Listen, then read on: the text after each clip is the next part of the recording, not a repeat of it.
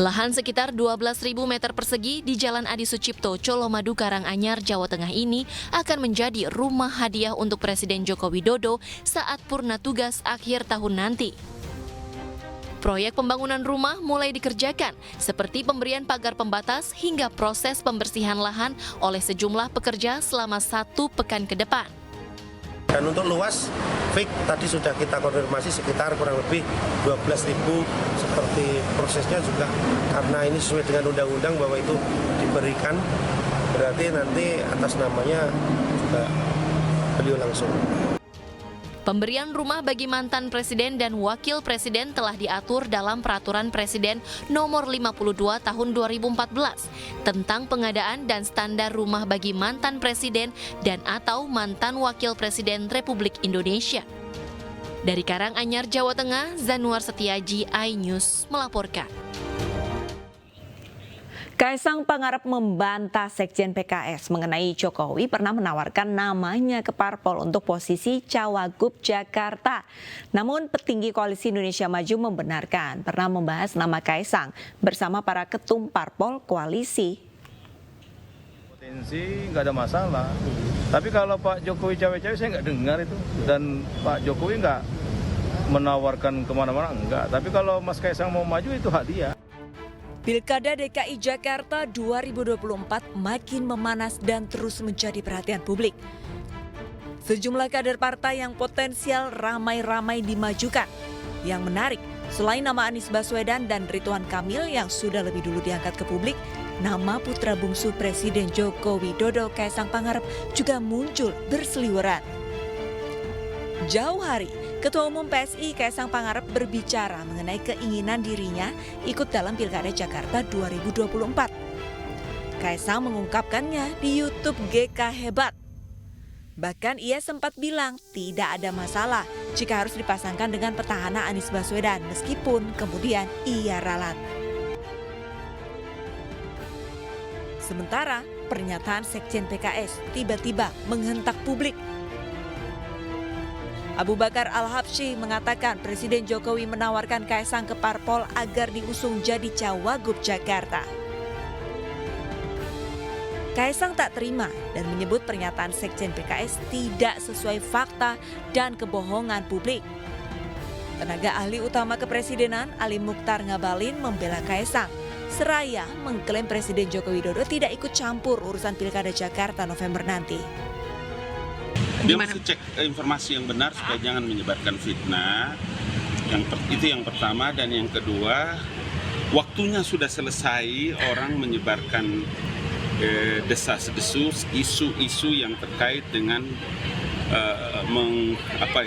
mendiskreditkan Mas Kaisang dan lain. Soal urusan politik nanti orang bisa jadi gubernur atau tidak, calon atau tidak, itu hak demokrasi siapa saja. Politisi PAN Yandri Susanto juga ikut membela Kaisang. Ya kalau Mas Kaisang mau maju wajar, dia kan warga negara, ketua umum partai, punya potensi, nggak ada masalah. Tapi kalau Pak Jokowi cawe-cawe saya nggak dengar itu, dan Pak Jokowi nggak menawarkan kemana-mana, enggak. Tapi kalau Mas Kaisang mau maju itu hak dia. Pembelaan Kaisang, Istana, dan Koalisi Indonesia Maju sedikit goyang saat Sekjen Gerindra Ahmad Muzani justru mengungkap kalau nama Kaisang memang pernah dibicarakan Jokowi dan juga para petinggi parpol Koalisi Indonesia Maju.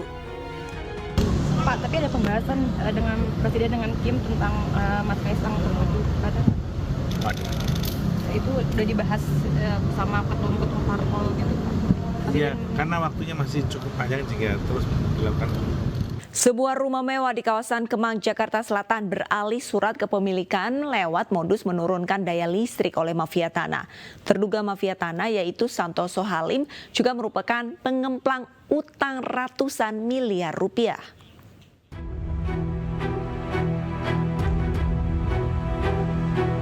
Mantan diplomat Johan Effendi menjadi korban mafia tanah.